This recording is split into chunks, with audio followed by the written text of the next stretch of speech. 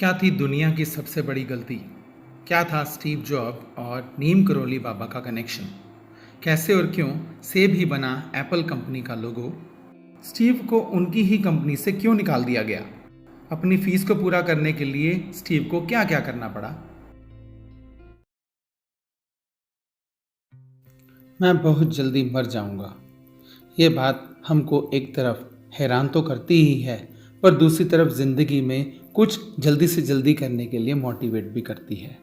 ऐसी बात दिमाग में आते ही सारा डर गायब हो जाता है और हमारा सारा फोकस हमारे मकसद को जल्दी से जल्दी हासिल करने में लग जाता है। ऐसा कहना था दुनिया के सबसे प्रभावशाली एंटरप्रेन्योर्स में से एक स्टीव जॉब का। दोस्तों, ये वीडियो स्टीव जॉब की ज़िंदगी के सिर्फ इम्पॉर्टेंट फैक्ट्स को बताने के लिए नहीं, बल्कि उनकी लाइफ के डिटेल्ड एनालिसिस को करने के लिए है, ताकि स्टूडेंट्स, टीनेजर्स इस वीडियो से ज़्यादा सीख सकें। और इस वीडियो में कई ऐसी अनजानी और इंटरेस्टिंग बातें बताई गई हैं जो कि आपको और कोई वीडियो नहीं बताएगा, इसलिए इस वीडियो को अंत तक ज़रूर देखें। चैनल पर नए हों तो चैनल को ज़रूर सब्सक्राइब करें। हमारे चैनल एएस फाउंडेशन का मकसद है कि स्टूडेंट्स तक डाइवर्सिटी इन एजुकेशन पहुँचे। आसान शब्दों में, स्टूडेंट्स, टीनेजर्स तक सिर्फ किताबी ज्ञान ही ना पहुँचे, प्राचीन भारत से लेके मॉडर्न वर्ल्ड तक की महान हस्तियों का ज्ञान, जैसे कि पतंजलि से लेके स्टीव जॉब्स, स्वामी विवेकानंद की फिलॉसफी से लेके स्टीफन हॉकिंग्स, वाघ भट्ट से लेके एलोन मस्क तक की जानकारी पहुँचे। अगर आप चाहते हैं कि बच्चों को एजुकेशन में इस तरह की डाइवर्सिटी से पढ़ाया जाए, तो ना कि चैनल को सब्सक्राइब करें और कमेंट बॉक्स में हमारा हौसला बढ़ाने के लिए यस भी टाइप करें। स्टीव जॉब्स, जो कि अमेरिकी बिजनेसमैन ही नहीं बल्कि एक इन्वेस्टर, इन्वेंटर और यहाँ तक कि एक मोटिवेटर भी थे। स्टीव जॉब का जन्म 24 फरवरी 1955 को कैलिफोर्निया में हुआ। स्टीव को जन्म देने के वक्त स्टीव की मां कॉलेज की पढ़ाई पूरी कर रही थी और इसलिए वो स्टीव को अपने पास नहीं रखना चाहती थी, जिस कारण कैलिफोर्निया के मिडिल क्लास फैमिली पॉल और कार्रा जॉब्स ने स्टीव को अडॉप्ट किया। पॉल और कार्रा स्टीव की परवरिश में कोई कसर नहीं छोड़ना चाहते थे, इसलिए उन्होंने स्टीव को शहर के सबसे महंगे स्कूल में भेजा। स्कूल के बाद की पढ़ाई को पूरा करने के लिए स्टीव को ओरेगन के रीड कॉलेज में एडमिशन दिलाया गया, जो कि बहुत ही महंगा कॉलेज था। पर मिडिल क्लास से होने के बावजूद स्टीव के माता पिता स्टीव की कॉलेज की फीस पूरी नहीं दे पा रहे थे, इसलिए वीकेंड्स पर स्टीव ने कोल्ड ड्रिंक्स को बेचना शुरू किया। यहाँ तक कि वो एक टाइम का फ्री खाना खाने के लिए 7 किलोमीटर दूर पैदल चल के हरे कृष्णा टेम्पल जाया करते थे। कमरे का किराया बचाने के लिए वो दोस्तों के कमरों में फर्श पर सोए।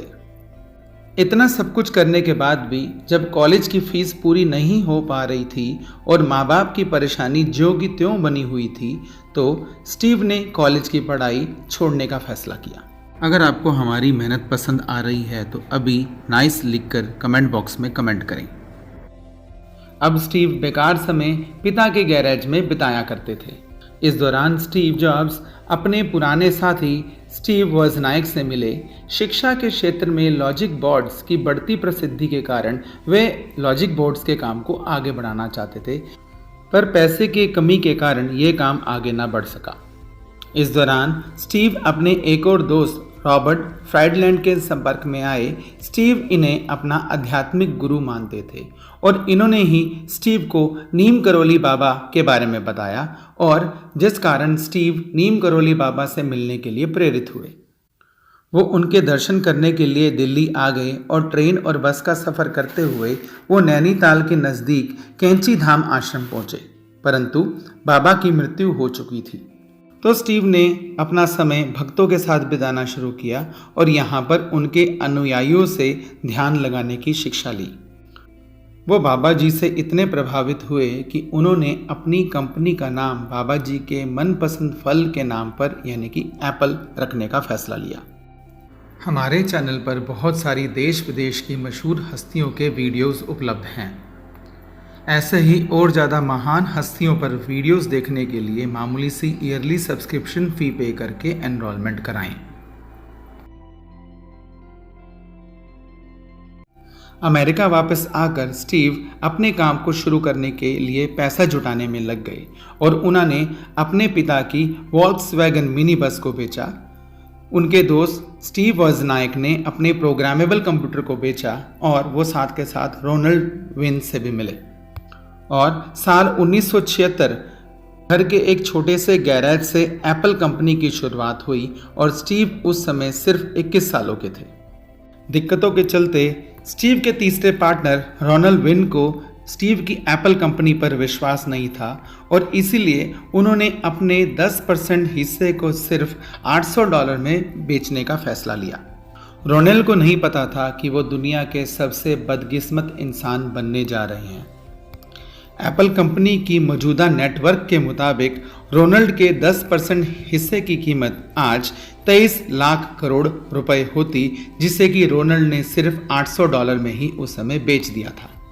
पर रोनाल्ड की उम्मीद के उल्ट एप्पल कंपनी ने तरक्की की सीढ़ियां चढ़ना शुरू किया और वो बहुत जल्दी ही 4000 लोगों को नौकरी देने वाली एक संस्था बन गई, जिसकी कि अब मार्केट वैल्यू $2 अरब थी। पर अभी भी एप्पल कंपनी के बुरे दिन खत्म नहीं हुए थे।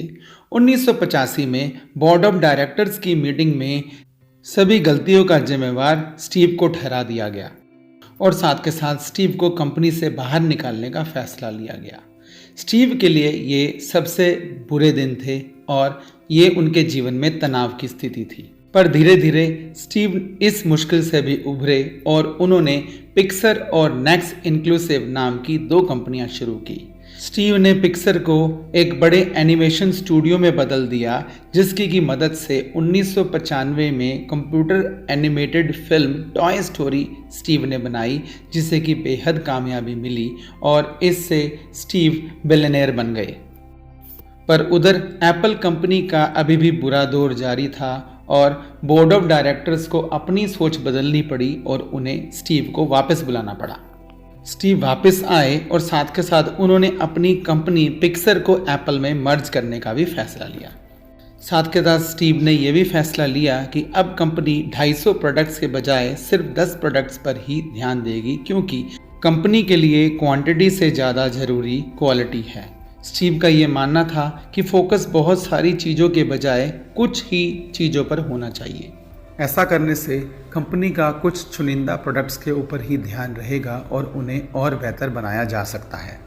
इस दौरान स्टीव ने 1114 पेटेंट्स को फाइल किया, जिनमें से 960 पेटेंट्स को मंजूरी मिली। ये गौर करने की बात है कि आज भी स्टीव के आधे से भी ज़्यादा पेटेंट्स एक्टिव हैं और स्टीव की मेहनत ने एप्पल को मोस्ट इनोवेटिव कंपनी बना दिया। इस कारण एप्पल कंपनी के बहुत सारे प्रोडक्ट्स काफ़ी लंबे समय से सुर्खियों में हैं, जिनकी एक छोटी सी लिस्ट है: iMac, iPod, iPod Nano, iTunes store, Apple store, MacBook, iPhones और iPad। हमारे चैनल पर बहुत सारी देश विदेश की मशहूर हस्तियों के वीडियोस उपलब्ध हैं। ऐसे ही और ज़्यादा महान हस्तियों पर वीडियोस देखने के लिए मामूली सी ईयरली सब्सक्रिप्शन फ़ी पे करके एनरोलमेंट कराएं। और 5 अक्टूबर 2011 को स्टीव की मृत्यु हो गई। उन्हें पैनक्रिएटिक कैंसर था। और दोस्तों, अपनी मृत्यु के इतने सालों बाद भी स्टीव आज उतने ही पॉपुलर हैं जितने कि वो अपने जीते जी हुआ करते थे। यहाँ पर उनकी जीवन से ये 7 सबक लेने बहुत ही ज़्यादा ज़रूरी हैं। पहला, खुद की कीमत बनाओ। फ्रेंड्स, बेशक बोर्ड ऑफ डायरेक्टर्स ने स्टीव को कंपनी से निकाल दिया था, पर स्टीव ने खुद की कीमत बनाई और जिसके चलते उन्होंने पिक्सर और नेक्स्ट इंक्लूसिव नाम की 2 कंपनियां शुरू की और उनको कामयाबी की सीढ़ियां चढ़ाया, और जिसके चलते कुछ टाइम बाद बोर्ड ऑफ डायरेक्टर्स को मजबूर होना पड़ा और उन्होंने स्टीव को फिर दोबारा कंपनी में वापस बुलाया। दूसरा, हमें अपने जीवन के उतार चढ़ाव से नहीं घबराना चाहिए। दोस्तों, स्टीव जॉब्स ने अपने जीवन में कई उतार चढ़ाव देखे। पहला, जब उनका परिवार उनके कॉलेज की फीस नहीं दे पा रहा था, तब उन्होंने पैसा कमाने के लिए कोल्ड ड्रिंक्स को भी बेचा और पैसा बचाने के लिए उन्होंने मंदिर में भी खाना खाया और दोस्तों के कमरों में ज़मीन पर भी सोए।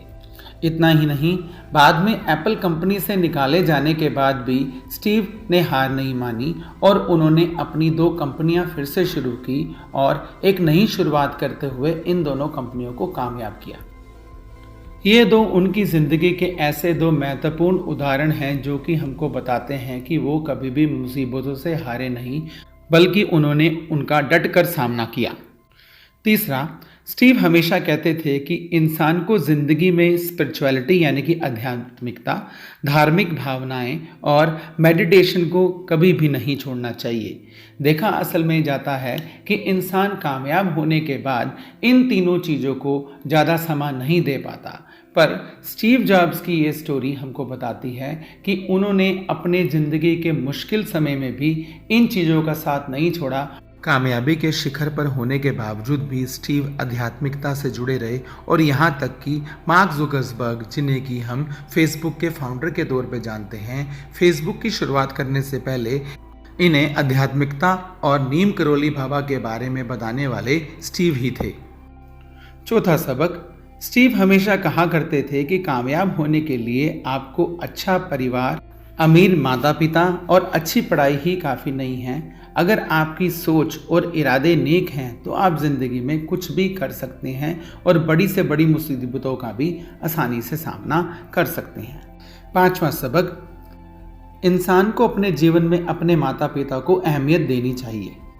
स्टीव की ज़िंदगी में उनके माता पिता की बहुत महत्वपूर्ण भूमिका थी और स्टीव अपने माता पिता को कभी भी दिक्कतों में नहीं देख सकते थे। इसीलिए जब उनके माता पिता कॉलेज की पढ़ाई के लिए पैसे जुटा नहीं पा रहे थे तो स्टीव ने कॉलेज की पढ़ाई ही छोड़ देने का निर्णय लिया। 6वां सबक, इंसान को दिक्कतों के बावजूद भी आगे बढ़ना चाहिए। हम सब जानते हैं कि स्टीव ने अपनी ज़िंदगी में काफ़ी दिक्कतों का सामना किया और बहुत बार बुरे दिन देखे। उन्हें उनकी बनाई हुई कंपनी से भी बाहर निकाल दिया गया, पर फिर भी स्टीव ने हौसला छोड़ा नहीं। उन्होंने इस दौरान 2 नई कंपनियों की शुरुआत की और उन 2 कंपनियों को कामयाब करके दुनिया को दिखाया। 7वां और स्टूडेंट्स और टीनेजर्स के लिए सबसे महत्वपूर्ण सबक ये है कि यंगस्टर्स को ज़िंदगी में रिस्क लेना चाहिए, नाकामयाबी एक मौका है। स्टीव बार बार इस बात पर जोर दिया करते थे कि अगर इंसान अपने जीवन में रिस्क नहीं लेगा तो वो कभी भी आगे नहीं बढ़ सकेगा और नाकामयाबी आपको ये सिखाती है कि आपकी ज़िंदगी में सुधार करने का मौका है। अगर आप इस तरह अपनी ज़िंदगी में सुधार कर सकते हैं तो एक दिन आप भी कामयाब हो जाएंगे। तो दोस्तों, ये थी स्टीव जॉब्स की स्टोरी और उनके जीवन पर आधारित एक detailed analysis. Dear subscribers, students, parents and teachers, आप अपने देश या विदेश की किस महान हस्ती के जीवन पर ऐसा डिटेल्ड एनालिसिस आगे चाहते हैं, हमको कमेंट बॉक्स में लिख कर बताएं। आपको हमारा ये वीडियो कैसा लगा, कमेंट बॉक्स में इन्फॉर्मेशनल या मोटिवेशनल लिखकर कमेंट करें और इस वीडियो को ज़्यादा से ज़्यादा शेयर करें। चैनल पे नए हों तो इसे सब्सक्राइब करें, नोटिफिकेशन बेल हिट करें ताकि हमारे द्वारा अपलोड किए गए सभी वीडियोस आप तक पहुंचते रहें। अगर आप वीडियो को अभी तक देख रहे हैं तो बहुत बहुत धन्यवाद।